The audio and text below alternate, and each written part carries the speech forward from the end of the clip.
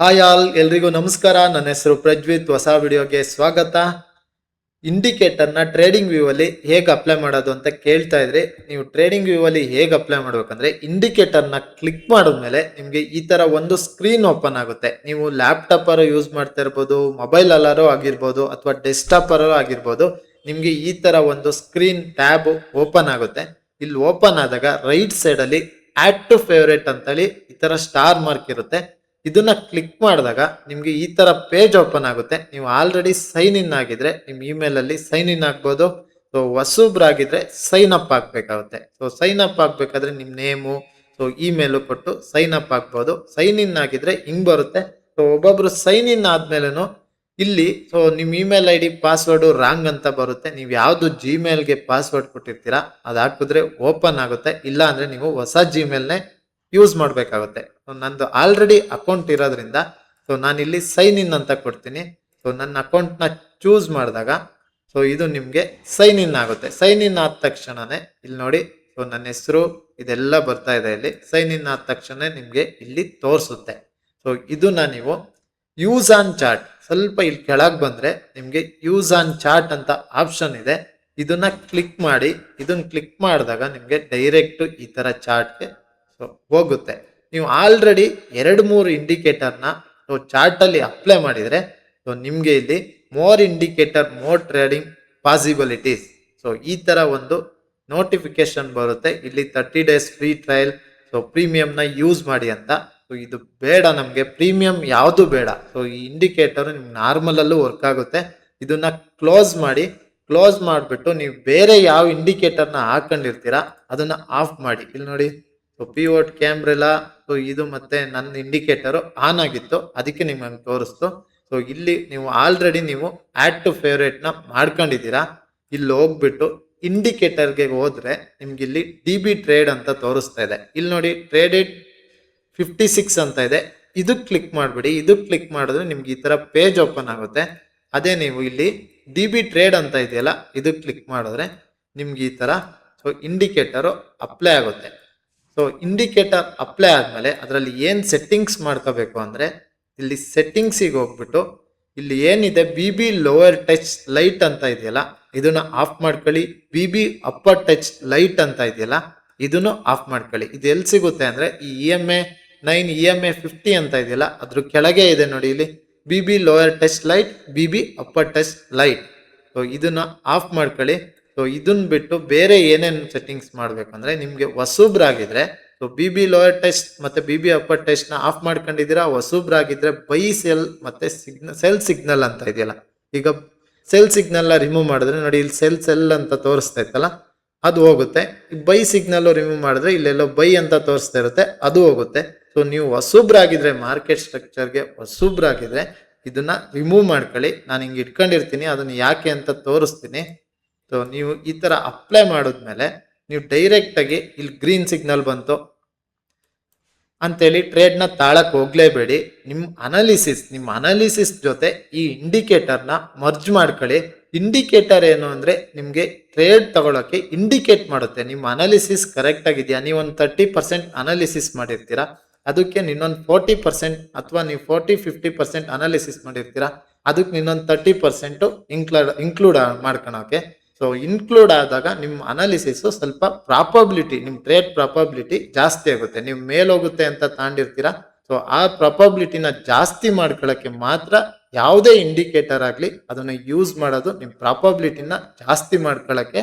So ನೀವು ಈ ತರ ಸುಮ್ಮನೆ, ಈಗ ಈ ಗ್ರೀನ್ ಡಾಟ್ ಬಂತು, ಸೊ ನಾನು ತಾಂಡ್ಬಿಡ್ತೀನಿ ಮೇಲೋಗುತ್ತೆ ಅಂತ. ಸೊ ಈ ತರ ಬ್ಲೈಂಡ್ಲಿ ಬಿಲೀವ್ ಮಾಡಿ ತಾಳಕ್ಕೆ ಹೋಗ್ಬೇಡಿ. ಈಗಲೇ ಹೇಳ್ತಾ ಇದ್ದೀನಿ, ಬ್ಲೈಂಡ್ಲಿ ಬಿಲೀವ್ ಮಾಡಬೇಡಿ. ನೀವು ಇದಕ್ಕೆ ಮಾಡಬೇಕಾಗಿರೋದು ಮೇನ್ ಆಗಿ ಸಪೋರ್ಟ್ ಮತ್ತೆ ರೆಸಿಸ್ಟೆನ್ಸ್ ನ ಮಾರ್ಕ್ ಮಾಡ್ಕೊಳ್ಳಿ. ಸಪೋರ್ಟ್ ಮತ್ತೆ ರೆಸಿಸ್ಟೆನ್ಸ್ ನ ಮಾರ್ಕ್ ಮಾಡಕ್ ಗೊತ್ತಾಗ್ಲಿಲ್ಲ ಅಂದ್ರು ನೀವು ಇಲ್ಲಿ ಪಿವೋಟ್ ಕ್ಯಾಮ್ರಿಲಾ, ಸೊ ಪಿವೋಟ್ ಕ್ಯಾಮ್ರಿಲಾ ಇಂಡಿಕೇಟರ್ ಯಾವುದು ಅಂದ್ರೆ, ಇಲ್ಲಿ ನೋಡಿ, ಪಿವೋಟ್ ಪಾಯಿಂಟ್ ಸ್ಟ್ಯಾಂಡರ್ಡ್ ಇದೆ ಅಂತ ಇದೆಯಲ್ಲ, ಸೊ ಇಲ್ಲಿ ಯಾವುದೇ ನೇಮ್ ಇರಲ್ಲ. ಆ ಇಂಡಿಕೇಟರ್ ಇದು ಟ್ರೇಡಿಂಗ್ ವ್ಯೂ ಅವ್ರದೆ. ಈ ಇಂಡಿಕೇಟರ್ ನ ಕ್ಲಿಕ್ ಮಾಡಿ ಅಥವಾ ಫೇವರೇಟಿಗೆ ಹಾಕೊಳ್ಳಿ. ಅದನ್ನ ಆನ್ ಮಾಡಿದಾಗ ನಿಮ್ಗೆ ಇಲ್ಲಿ ಪಿವೋಟ್ ಲೆವೆಲ್ ತೋರಿಸುತ್ತೆ. ಇದು R2 R1 ಏನಂತ ಇದೆ, ಏನಿದೆ ಅದೆಲ್ಲ ನಿಮಗೆ ರೆಸಿಸ್ಟೆನ್ಸ್ ತರ ವರ್ಕ್ ಆಗುತ್ತೆ. ಇದು centre P line, pivot line centre line ಆಗಿರುತ್ತೆ. S1 S2 ಎಲ್ಲ ಸಪೋರ್ಟ್ ಲೈನ್ ತರ ವರ್ಕ್ ಆಗುತ್ತೆ. ಸೊ ಇಲ್ಲ ನಾನು ಮ್ಯಾನ್ಯುಯಲ್ ಆಗಿ ಮಾರ್ಕ್ ಮಾಡ್ತೀನಿ ಅಂದ್ರೆ ಸೊ ನೀವು 5 ಮಿನಿಟ್ಸ್ ಟೈಮ್ ಫ್ರೇಮ್ ಎಲ್ಲಾರು ಮಾಡ್ಕೋಬಹುದು, 15 ಮಿನಿಟ್ಸ್ ಎಲ್ಲ ಮಾಡ್ಕೋಬಹುದು, ಹೈಯರ್ ಟೈಮ್ ಫ್ರೇಮ್ ಎಲ್ಲಾರು ಮಾಡ್ಕೋಬಹುದು. ಸೊ ನಾವು ಹೈಯರ್ ಟೈಮ್ ಫ್ರೇಮ್ ಅಲ್ಲಿ ಈಗ ಮಾರ್ಕ್ ಮಾಡ್ಕೊ ಬರೋಣ. ಸೊ ಹೈಯರ್ ಟೈಮ್ ಫ್ರೇಮ್ ಅಲ್ಲಿ ಮಾರ್ಕೆಟ್ ಏನಾಗಿದೆ, ಸೊ ಈ ಇಂಡಿಕೇಟರ್ ನ ಆಫ್ ಮಾಡ್ಕೊಳ್ಳೋಣ. ಹೈಯರ್ ಟೈಮ್ ಫ್ರೇಮ್ ಅಲ್ಲಿ ಮಾರ್ಕೆಟ್ ಡೌನ್ ಸೈಡ್ ಇದೆ. ಸೊ ಇಲ್ಲಿಂದ ಇಲ್ಲಿಗೆ ಲಾಸ್ಟ್ ರಿಟ್ರೇಸ್ ಇಂದ ಇಲ್ಲಿಗೆ ಫಿಬ್ ಹಾಕೋಣ. ನೋಡಿ ಮಾರ್ಕೆಟ್ ಈ ಲೆವೆಲ್ ಅಲ್ಲೇ ಇದೆ. ಸೊ ಇದೊಂದು ಝೋನು ಇಂಪಾರ್ಟೆಂಟ್ ಝೋನ್ ಆಗಿರುತ್ತೆ ನಮಗೆ. ಇದನ್ನ ಹೈಲೈಟ್ ಮಾಡ್ಕೊಳ್ಳೋಣ. ಇದನ್ನ ಹಿಂಗ್ ಹೈಲೈಟ್ ಮಾಡ್ಕೊಂಡ್ವಿ, ಓಕೆನಾ. ಸೊ ಹೈಲೈಟ್ ಮಾಡ್ಕೊಂಡ್ಮೇಲೆ ಬೇರೆ ಯಾವ್ದು ಈ ನಿಯರ್ ಬೈ, ಸೊ ಇಲ್ಲಿ ನೀವು ಇಲ್ಲಿ ಹೋಗ್ಬಿಟ್ಟು ಇಲ್ಲಿ ರಿಟ್ರೇಸ್ ಆಗಿದೆ, ಈ ಲೆವೆಲ್ ಅಲ್ಲಿ ಇದೆ. ಸೊ ಈ ತರ ನೋಡಿ ಇಲ್ಲಿದೆ, ಇಲ್ಲಿ ನೋಡಿ ಇಲ್ಲಾಗಿದೆ, ಇಲ್ಲಾಗಿದೆ. ಸೊ ಈ ತರ ದೂರ ಲೈನ್ ನ ಮಾರ್ಕ್ ಮಾಡ್ಕೋಬೇಡಿ. ಸೊ ನಿಯರ್ ಬೈ ಮಾರ್ಕೆಟ್ ಎಲ್ಲಿ ಮೂವ್ಮೆಂಟ್ ಆಗ್ತದೆ ಆ ನಿಯರ್ ಬೈ ಎಲ್ಲಿದೆ ಅಲ್ಲಿ ಮಾತ್ರ ಮಾರ್ಕ್ ಮಾಡ್ಕೊಳ್ಳಿ. ಸೊ ನಿಮ್ಗೆ ಈಸಿ ಆಗುತ್ತೆ ಅನಾಲಿಸಿಸ್ ಮಾಡಕ್ಕೆ, ಆಯ್ತಾ. ಸೊ ಇಲ್ಲಿ ನೋಡಿ, ಇಲ್ಲಿ ನಿಮ್ಗೆ ಇದು ನೋಡಿ ಒಂದು ಸಪೋರ್ಟ್ ತರ ವರ್ಕ್ ಆಗಿದೆ. ಇಲ್ಲಿ ನೋಡಿ ಇಲ್ಲೊಂದು ಟಚ್ಚು, ಇಲ್ಲಿ ಇಲ್ಲಿ ಇಲ್ಲಿ ನಿಮ್ಗೆ ನೋಡಿ ನೆಕ್ಸ್ಟ್ ಇಲ್ಲೂ ಕೂಡ ಇದು ಒಂದು ಇಂಪಾರ್ಟೆಂಟ್ ಝೋನ್ ಆಗಿದೆ. ಇಲ್ಲಿ ನೋಡಿ ನಿಮ್ಗೆ ಈ ತರ ಮಾರ್ಕ್ ಮಾಡ್ಕೊಳ್ಳಿ. ಸೊ ಇದು ಮೇಲಾಗಿದೆ, ಇದು ನಮಗೆ ಬೇಡ. ಸೊ ನೀವು ಫಿಬ್ ಲೆವೆಲ್ ನ ಮಾರ್ಕ್ ಮಾಡ್ಕೊಂಡ್ರಿ, ಈ ತರ ಮ್ಯಾನ್ಯುಯಲ್ ಆಗಿ ಸಪೋರ್ಟ್ ಮತ್ತೆ ರೆಸಿಸ್ಟೆನ್ಸ್ ಮಾರ್ಕ್ ಮಾಡ್ಕೊಂಡ್ರಿ. ನಾವು ಈಗ ಟ್ರೇಡ್ ಮಾಡ್ಬೇಕಾಗಿರೋದು 5 ಮಿನಿಟ್ಸ್ ಅಲ್ಲಿ. ಸೊ ನಾವು ವಿತ್ ದ ಟ್ರೆಂಡ್ ಟ್ರೇಡ್ ಮಾಡಬೇಕು. So with the trend trade ಮಾಡಿದಾಗ ನಿಮ್ಗೆ ಅಕ್ಯುರಸಿ ಜಾಸ್ತಿ ಆಗುತ್ತೆ. ವಿತ್ ದ ಟ್ರೆಂಡ್ ನೀವು ಟ್ರೇಡ್ ನೋಡ್ತಿದ್ದಾಗ ನಿಮ್ಮ ಅಕ್ಯುರಸಿನ ಸೊ ಇನ್ನೂ ಒಂದು 10% ಜಾಸ್ತಿ ಆಗುತ್ತೆ. ನಾನು ಇವಾಗ 15 ಮಿನಿಟ್ಸಿಗೆ ಹೋಗ್ತೀನಿ, ಅಥವಾ 5 ಮಿನಿಟ್ಸ್ ಅಲ್ಲೇ ನೋಡೋಣ. 5 ಮಿನಿಟ್ಸಿಗೆ ಹೋದ್ರಿ, ನೀವೆಲ್ಲ ಹಿಂಗ್ ಮಾರ್ಕ್ ಮಾಡ್ಕೊಂಡಿದ್ದೀರಾ. ಸೊ ಇದ್ರ ಜೊತೆಗೆ ನಾವು ಪಿವೋಟ್ ಕ್ಯಾಮ್ರನ್ನು ಆನ್ ಮಾಡ್ಕೊಳ್ಳೋಣ. ನಮ್ಮ ಇಂಡಿಕೇಟರ್ನು ಆನ್ ಮಾಡ್ಕೊಳ್ಳೋಣ. ಸೊ ಇಂಡಿಕೇಟರ್ನು ಆನ್ ಮಾಡ್ಕೊಂಡ್ರಿ, 5 ಮಿನಿಟ್ಸ್ ಟೈಮ್ ಫ್ರೇಮಿಗೆ ಹೋಗಿದ್ದೀರಾ. ಇಲ್ಲಿ ನೀವು ಬಿಗಿನರ್ಸ್ ಆಗಿರೋದ್ರಿಂದ 5 ಮಿನಿಟ್ಸ್ ಅಲ್ಲೇ ಯೂಸ್ ಮಾಡಿ. ಸೊ 3 ಮಿನಿಟ್ಸ್ ಅಲ್ಲೂ ಯೂಸ್ ಮಾಡ್ಬೋದು, ಇದನ್ನ 15 ಮಿನಿಟ್ಸ್ ಅಲ್ಲೂ ಯೂಸ್ ಮಾಡ್ಬೋದು, 1 ಅವರ್ ಅಲ್ಲೂ ಯೂಸ್ ಮಾಡ್ಬೋದು. ನೀವು ಇಲ್ಲೇ ನೋಡಿ 1 ಅವರ್ ಅಲ್ಲಿ ನಿಮ್ಗೆ ಡಾಟ್ ತೋರಿಸಿರುತ್ತೆ. ಇಲ್ಲಿ ನೋಡಿ 1 ಅವರ್ ಅಲ್ಲಿ ಹಿಂಗ್ ಡಾಟ್ ತೋರಿಸಿರುತ್ತೆ. ನಿಮ್ ಸ್ಟಾಪ್ ಲಾಸ್ ಇಲ್ಲಿ ಇಟ್ಕೊಂಡು ನೀವು ಇಲ್ಲಿ ಟ್ರೇಡ್ ತಗೊಂಡು ಸೊ ಎಷ್ಟು ಇದಾಗುತ್ತೆ. ನೀವು ಹಂಗೆ ಹೈಯರ್ ಟೈಮ್ ಫ್ರೇಮ್ ಅಲ್ಲಿ ಅನಾಲಿಸಿಸ್ ಮಾಡಿ. ಇಲ್ಲಿ ನೋಡಿ ನಿಮ್ಗೆ ಸೈಡ್ ವೇಸ್ ಇದ್ದಾಗ ಯಾವುದೇ ಇಂಡಿಕೇಟರ್ ಆಗ್ಲಿ ವರ್ಕ್ ಆಗಲ್ಲ. ಸೊ ಇಲ್ಲಿ ನೋಡಿ ನಿಮ್ಗೆ ಸ್ಟಾಪ್ ಲಾಸ್ ಆಗ್ಬಿಡುತ್ತೆ. ನಾವು ಮಾರ್ಕೆಟ್ ಟ್ರೆಂಡ್ ನ ಅರ್ಥ ಮಾಡ್ಕೋಬೇಕು. ಸೊ ಇಲ್ಲಿ ನೋಡಿ 5 ಮಿನಿಟ್ಸ್ ಅಲ್ಲಿ ಇಲ್ಲಿಂದ ಬರೋಣ, ಇಲ್ಲಿಂದಾನೆ ಬರೋಣ ಸ್ಟಾರ್ಟಿಂಗ್ ಇಂದ. ಸೊ ಇಲ್ಲಿ ನೋಡಿ ನಿಮ್ಗೆ ಇಲ್ಲಿ ರೆಡ್ ಡಾಟ್ ಬಂದಿದೆ, ಇಲ್ಲಿ ರೆಡ್ ಡಾಟ್ ಬಂದಿದೆ.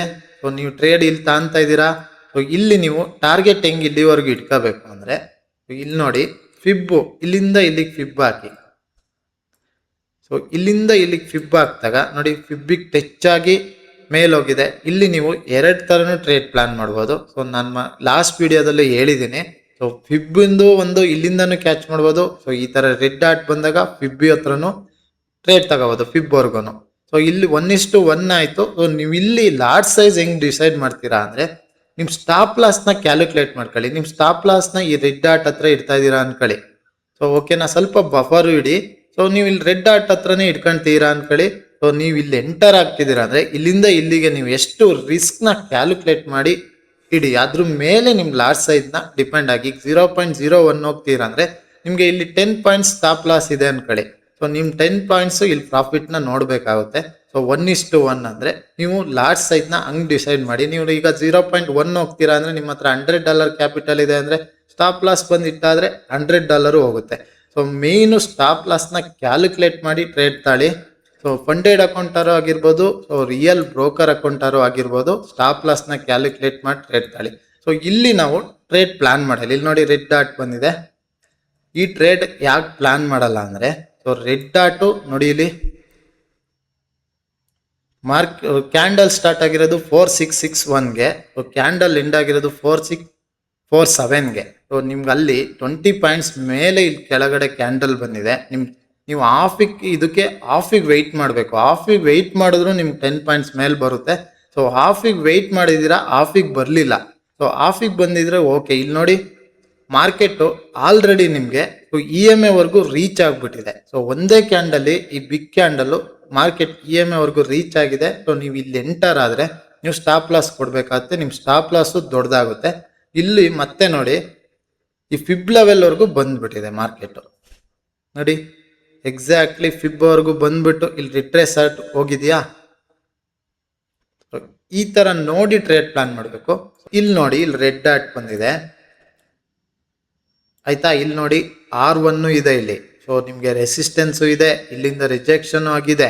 ಸೊ ಇಲ್ಲಿ ನೋಡಿ ನೀವು ಇಲ್ಲಿ ಎಂಟರ್ ಆಗ್ತಿದ್ದೀರಾ ಅನ್ಕೊಳ್ಳಿ. ಸೊ ಇಲ್ಲಿ ನೋಡಿ ಈ ಟ್ರೇಡ್ ಪ್ಲಾನ್ ಏನಕ್ಕೆ ಮಾಡ್ತೀರಾ ಅಂದ್ರೆ ಇಲ್ಲಿ BBನೂ ಇಲ್ಲೇ ಇದೆ. ಸೊ ನಿಮಗೆ ಸ್ಟಾಪ್ ಲಾಸ್ ಇಲ್ಲಿ ಇಡ್ತೀರಾ ಅನ್ಕೊಳ್ಳಿ, BB ಇಲ್ಲಿದೆ. ಇದೇ ಕ್ಯಾಂಡಲ್ ನಿಮ್ಗೆ ಇಲ್ಲಿವರೆಗೂ ರೀಚ್ ಆಗಿದ್ರೆ ನಾವು ಟ್ರೇಡ್ ಪ್ಲಾನ್ ಮಾಡ್ತಾ ಇರಲಿಲ್ಲ. ಇಲ್ಲಿವರೆಗೂ ರೀಚ್ ಆಗಿ ಇದು ಹಾಫಿಗೆ ಬಂದಿದ್ರು ನಾವು ಟ್ರೇಡ್ ಪ್ಲಾನ್ ಮಾಡ್ತಿರ್ಲಿಲ್ಲ. ಯಾಕೆಂದ್ರೆ ಇದು ಆಲ್ರೆಡಿ ಕವರ್ ಆಗಿರುತ್ತೆ ಅಂತೇಳಿ.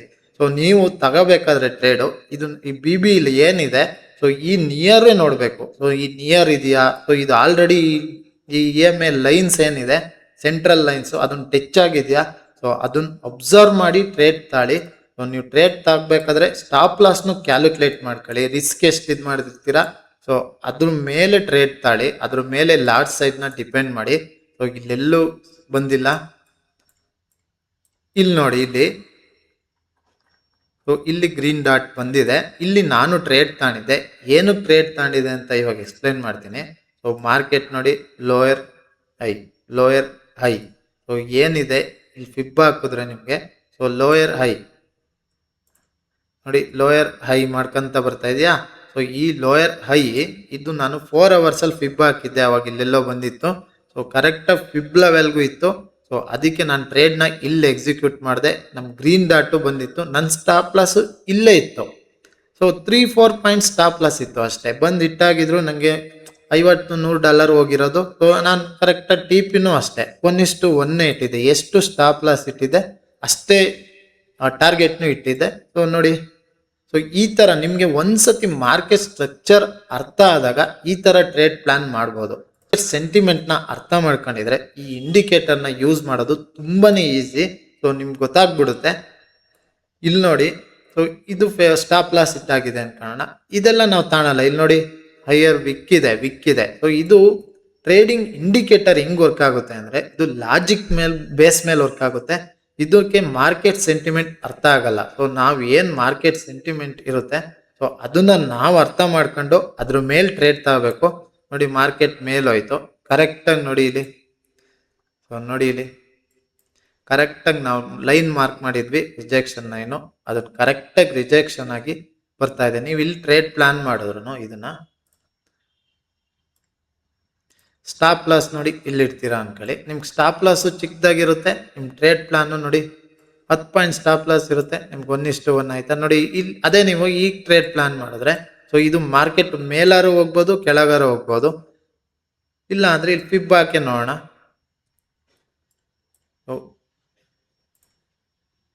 ಇಲ್ಲಿಂದ ಇಲ್ಲಿಗೆ ಫಿಬ್ ಹಾಕಿದ್ರು ನೋಡಿ ಫಿಬ್ ಲೆವೆಲಿಗೆ ನಿನ್ನೆ ನಿಯರ್ ಇದೆ. ಸೊ ಈ ತರ ಟ್ರೇಡು ಆಲ್ರೆಡಿ ಮೂವ್ಮೆಂಟ್ ಆದ್ಮೇಲೆ ಸೊ ಪ್ಲಾನ್ ಮಾಡಕ್ ಹೋಗ್ಬೇಡಿ.